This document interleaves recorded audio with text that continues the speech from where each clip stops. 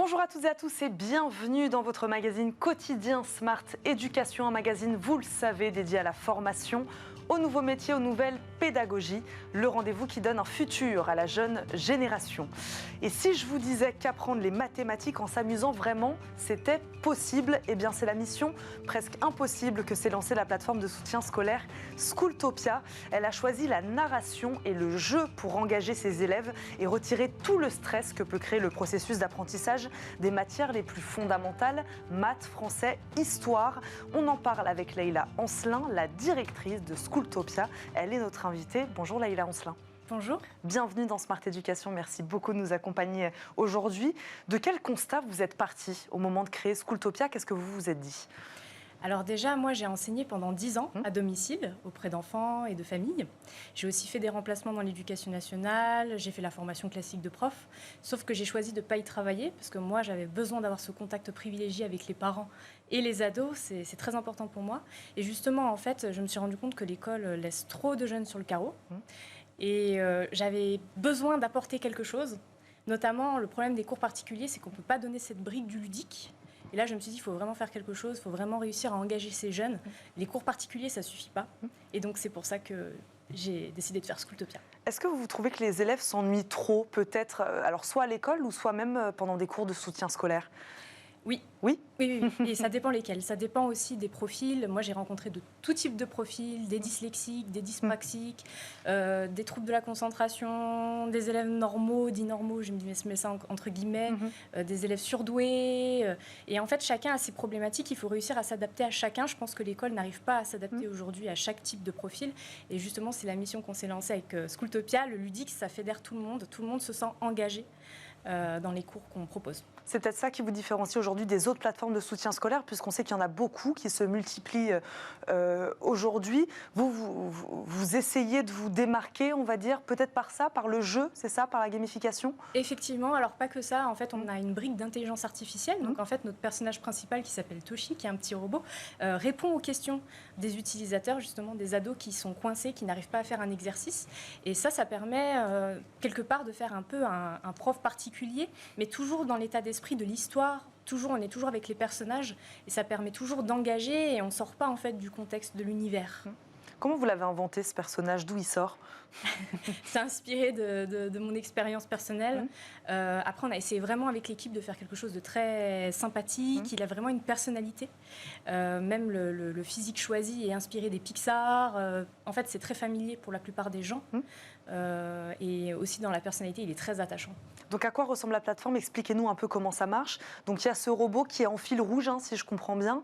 C'est lui qui vient raconter des histoires aux élèves, c'est ça? Que ce soit sur des cours de mathématiques, de français. Expliquez-nous à quoi ça ressemble. On est sur des vidéos, quel type de formats sont privilégiés? Alors en fait, Schooltopia, c'est tout un univers qu'on a développé avec plusieurs personnages, dont Toshi, le personnage principal qui est un petit robot. En fait, on va suivre les aventures de Toshi. On a découpé ça comme une sorte de série TV. En fait, on a donc pour chaque niveau, en fait, on va avoir des épisodes. Chaque épisode, en fait, est une sorte de chapitre. Bien sûr, on se base sur le programme de l'Éducation nationale.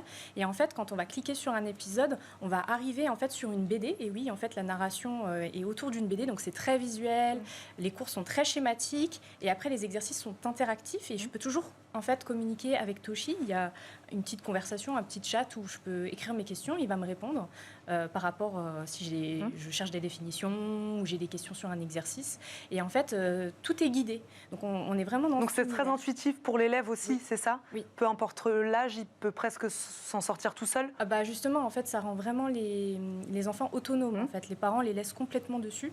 Et notamment, en fait, en type de profil d'utilisateur, on a vraiment des gens qui sont aussi très en avance. On a des primaires qui sont sur la plateforme, alors qu'ils ne sont pas encore en 6e. Puisque la plateforme s'adresse normalement à quelle tranche d'âge exactement? 11-14 ans, c'est pour les collégiens. D'accord. Collégiens de la 6e à la 3e.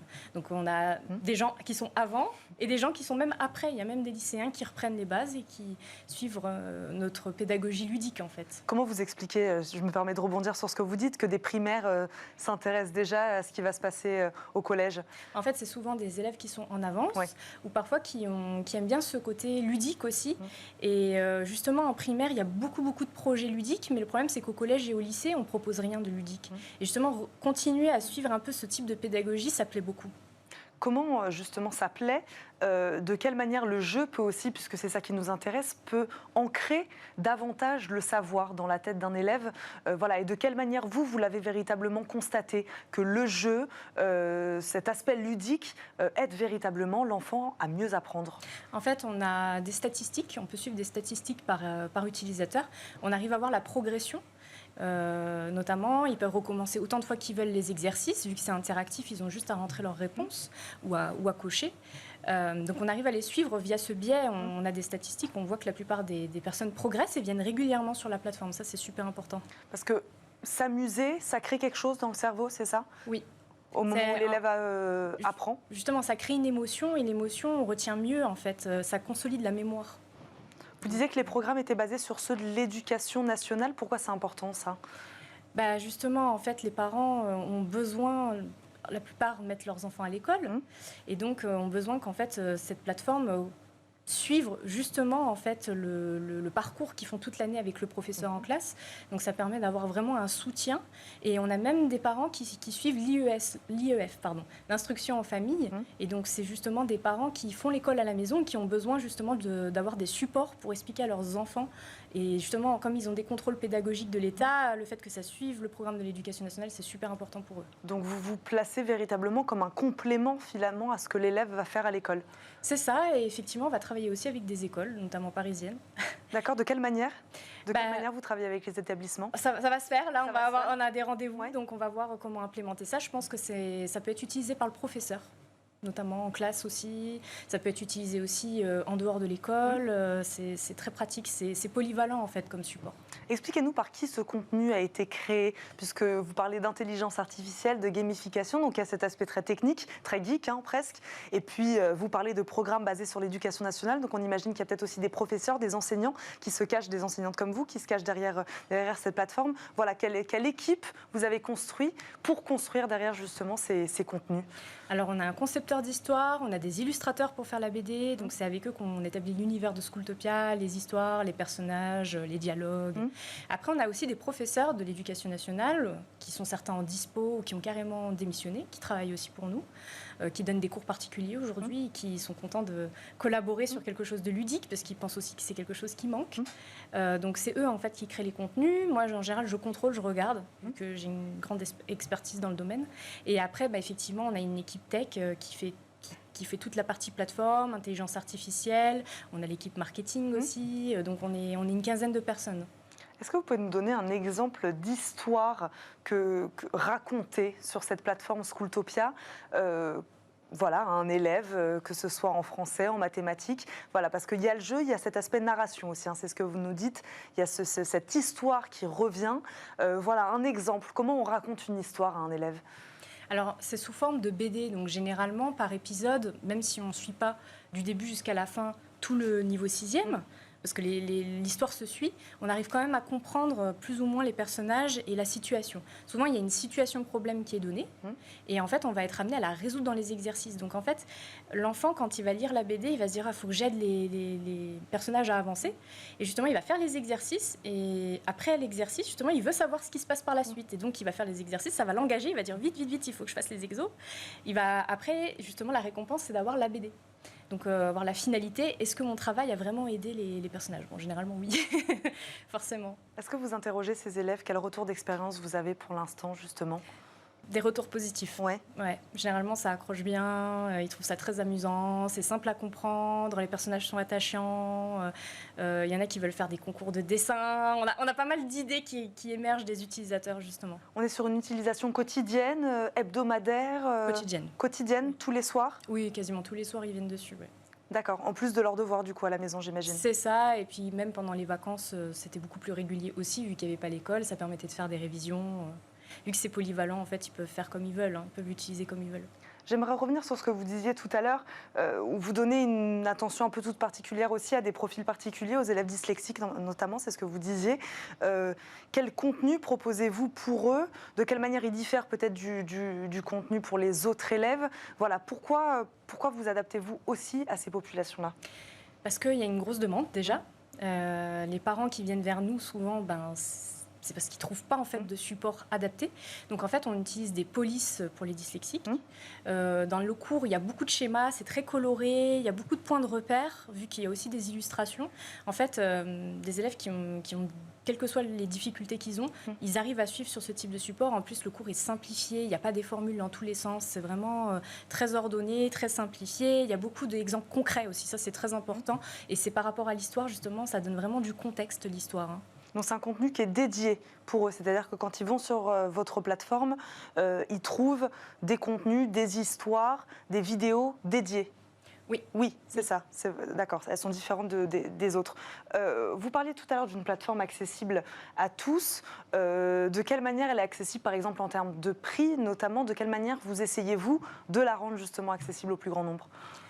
Alors, justement, en fait, on a un abonnement sur la durée. On a un abonnement mensuel, trimestriel et annuel. Et notamment, en fait, si on a envie juste d'essayer, on peut prendre un mois. C'est très accessible. C'est 20 € par mois. Après, on peut faire le choix de prendre un abonnement trimestriel. C'est en fonction des besoins. Donc là, on est à 49 €. Et après, l'année, c'est 149 €. C'est celui qui est le plus choisi par les parents parce que généralement, ils ont envie d'être tranquilles, en fait. Et puis, le fait de pouvoir suivre toute l'année, c'est un réconfort pour eux et ça les rassure. Et donc, ils ont du contenu pour l'année entière, pour l'année scolaire entière. Oui. L'enfant sera capable de suivre des vidéos tous les soirs pendant une année.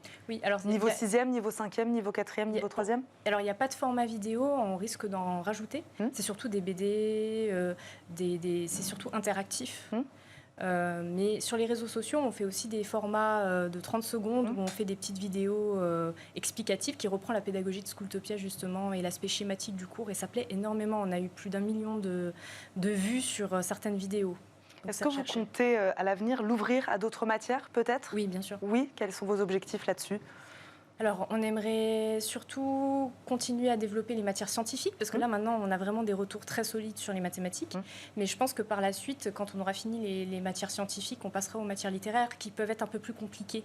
Langues étrangères, par exemple? Les langues étrangères, l'apprentissage de l'anglais, l'histoire géo, voilà, on va essayer de tout faire. Après, je pense qu'on fera aussi le lycée, parce que comme on a des lycéens qui viennent réviser quand ils ont des difficultés... des lacunes qui viennent de la 3e, justement. Revenir sur les bases. C'est ça, revenir sur les bases. On voit que ça leur plaît, ces élèves de seconde, donc on se dit, bon, on va pouvoir adapter le format pour du lycée. Et bon, on va s'arrêter sur ces mots. Merci beaucoup, Leïla Ancelin, d'avoir répondu à nos questions aujourd'hui. Dans Smart Education, je rappelle, vous êtes la directrice donc, de la plateforme Schooltopia. Merci beaucoup d'être venue nous la présenter aujourd'hui dans notre émission. Et merci à vous aussi, bien sûr, de nous avoir suivis. On se retrouve très, très vite pour un nouveau numéro de Smart Education. Bonne journée à tous sur Bismart et à très vite.